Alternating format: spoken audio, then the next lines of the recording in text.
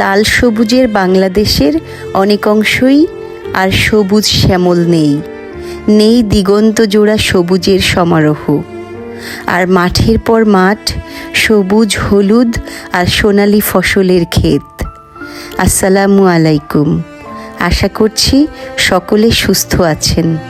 গত কয়েকদিনের প্রবল বন্যার পানিতে ভাসছে দেশের বিভিন্ন জেলা। মানুষের করুণ আর্তনাদে ভারী হয়ে যাচ্ছে আকাশ বাতাস। মাথার উপরে নেই ঘরের চাল, আর পায়ের নিচে নেই সামান্যতম মাটিও। চারিদিকে শুধু পানি আর পানি। কোনো রকম পূর্ব পরিকল্পনার সুযোগ ছিল না।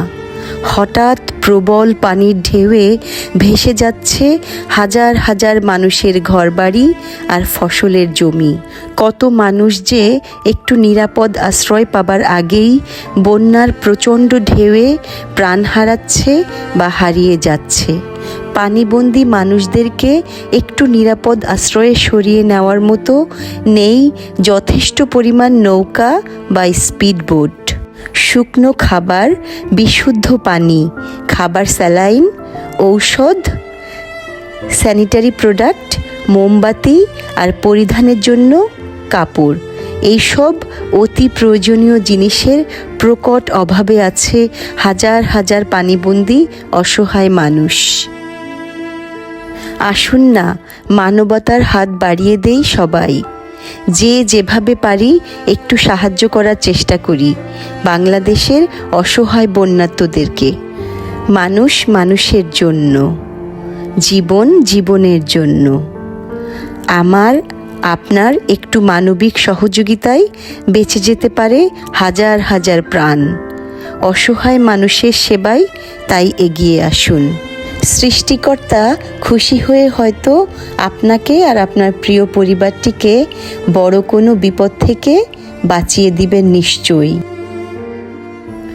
আপনার ভালো কাজের প্রতিদান আসুক মিরাকেলি, আপনার কল্পনার অতীত হয়ে।